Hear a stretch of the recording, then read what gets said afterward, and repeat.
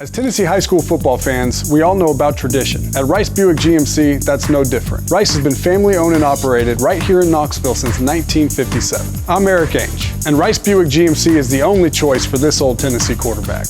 Rice has a lot of options, like the GMC Sierra, GMC Yukon, the GMC Acadia. They have the Buick Enclave, the Buick LaCrosse, and so much more. Go to ricegmc.com to check out all their daily updated specials. Make the smart choice. Buy from Rice.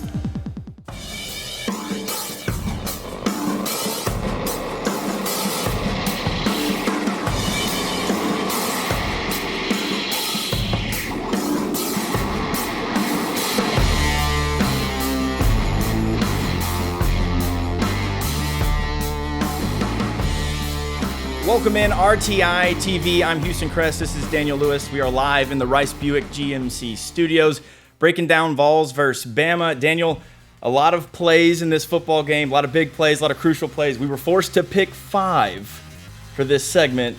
What are we thinking? Well, Tennessee goes down 7-0 early in Tuscaloosa.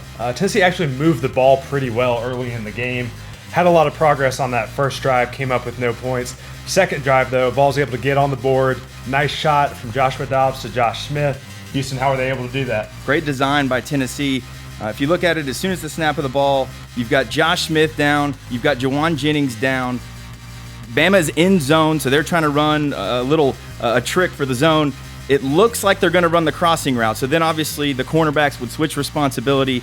They don't cross. Juwan Jennings, runs the curl. Josh Smith to the corner. Cyrus Jones, the corner, bites on the curl route of Juwan Jennings. Joshua Dobbs then has a nice easy throw to the back corner of the end zone for the touchdown. A really nice play, a nice design. I'm not the biggest fan in the world of Joshua Dobbs rolling to his non-dominant hand, but that's a really nice play design for Tennessee to answer the early touchdown and tie the game at 7-7. Daniel, our next play, really big play for Tennessee's defense. Go ahead and walk us through it. Jacob Coker thinks he's facing a cover 2 look from Tennessee. Justin Martin's over in the flat. He stays in the flat instead of running with the wide receiver. Brian Randolph, meanwhile, Coker thinks that he's going to be guarding the deep half of the field. Instead, he fakes that way quickly and then slides over, kind of baits Coker into thinking that fade route will be there against the cover 2. Randolph comes over, makes the nice sliding interception, has the nice dance afterwards as well. John Jansen coached a really good game defensively. I think he got a leg up on Lane Kiffin right there. Speaking of leg up, Daniel, Jalen Hurd using his legs all season long. Did it again on Saturday in Tuscaloosa.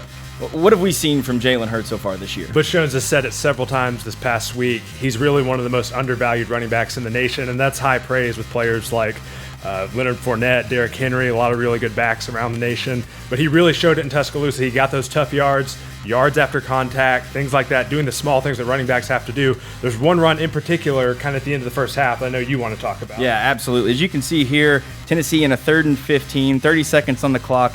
I think Tennessee's probably content to run some time off the clock here, get to halftime with a 7-7 tie. Conservative play calling, handing the ball to Jalen Hurd, not always as conservative as some people think. You can see here, he gets the handoff. Jack Jones, great pull. Chance Hall really does a nice job as well. Coleman Thomas seals his block. But then it's just big man stuff from Jalen Hurd. Gets to the second level, and immediately 1, 2, 3, 4 missed tackles, 4 broken tackles for Jalen Hurd. Gets down. All of a sudden, Tennessee, now they're looking for points. They're looking to maybe have the lead going into halftime. They weren't able to get points at the end of the first half there, but later in the second half, Tennessee was able to get points and take the lead temporarily thanks to a nice run from Jalen Hurd. Some really good blocking as well, and I want to highlight that right here. Got a nice down block from Jack Jones, number 66. Tight end down block from Alex Ellis as well. Coleman Thomas does a good job pulling around here as a center. We've seen that before. He did it in the Bowling Green game a few times, for example.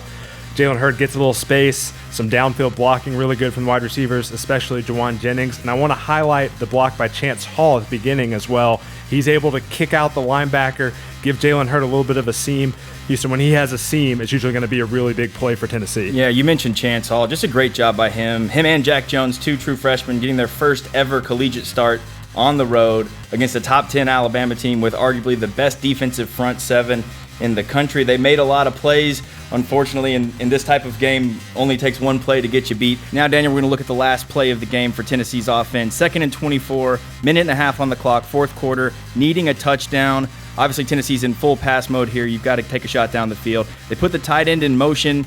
And then Chance Hall, who he just spent some time bragging about, gets beat to the outside. Not the worst sin in the world, unfortunately, though. You can see Josh Dobbs, eyes down the field, is unable to step up into what is actually a pretty good pocket. The rest of the offensive line did a really nice job. But because his eyes are down the field, Chance Hall's loss gets Joshua Dobbs sacked. And, of course, in true Alabama fashion, the ball pops out, lands right in the hands of Ashawn Hand. Game over. Alabama wins. It's an unfortunate way to lose that game when you played so well, but that's just what we get. You know, this is the team we cover. That's the kind of play that ends this type of game in this series. For all of you who watch, we really appreciate it. I'm Houston Kress. This is Daniel Lewis. Thanks again to Rice Buick GMC. They made this video possible, and thank you for watching. We'll catch you next time.